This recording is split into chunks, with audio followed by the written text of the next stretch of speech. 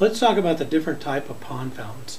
You've got your floating fountains. These are the ones you're going to see out in commercial ponds, out in the shopping malls, or like neighborhoods where they have a neighborhood pond. You'll see these big, huge, fountains out in the middle of the pond shooting water up, and that's typically a floating fountain. Those are tethered out there with cables, and they have a little propeller, and it just pumps water up. It's great for aerating those ponds, circulating the water. It's much more economical than using pumps to do it. And it may be a little bit too large for your typical backyard pond.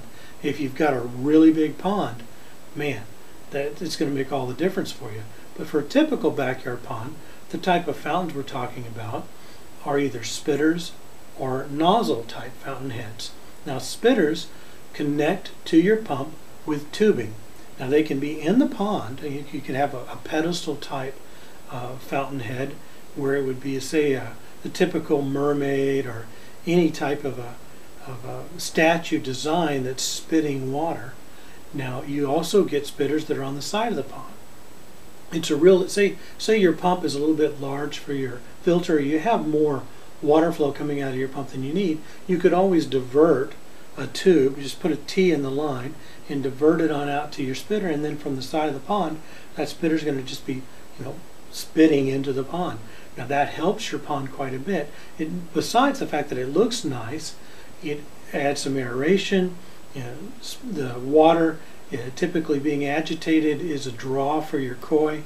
The spitters look nice, and you don't even have to run them off your main pump. You can also get a very small pump that sits up pretty high in the water, encase it in some filtration so the pump's not going to clog, and run that as a separate pump running just that spitter.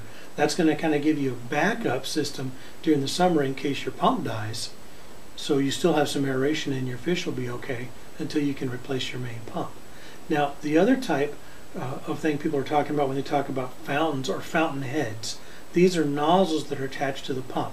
Now, typically, you're going to have a pump that is using a filter, a pre-filter, so the water goes through the filter, then into the pump, then up and through basically a piece of plastic tubing, and it may be hard plastics because it's going to be firm, and that's going to come up to just above the water line and then have a nozzle. There are different kinds of spray heads, so you can get kind of your tulip bulb, you can get different designs.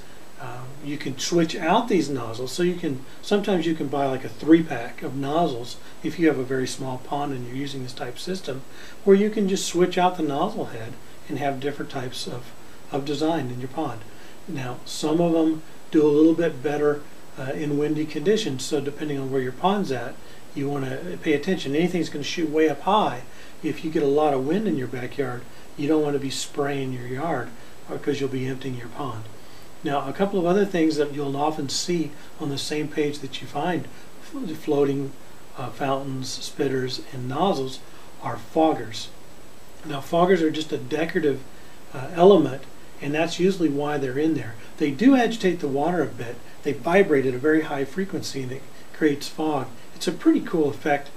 I don't recommend using it 24/7, but if you ever have a get-together in the evening around your pond, your foggers are fantastic. They add quite a bit of decor to your pond, and they usually get set aside with the spitters because they're a decorative element.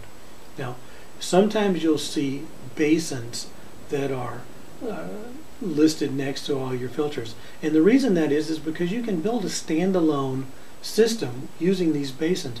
The basin's going to hold water. It's going to have a grate on top of it. The water will be underneath it, and then you stick your statuary, usually a larger piece, not a spitter, something that's going to stand up and then have the water cascade down, and it basically becomes a pondless waterfall, a pondless feature, not really a waterfall, but a pondless feature, and it's considered kind of a fountain. So if you find yourself kind of going, what are they talking about?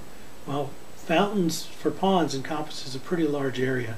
So there's quite a few different things that could fall under it, but those are just the basic overview of what you're looking at.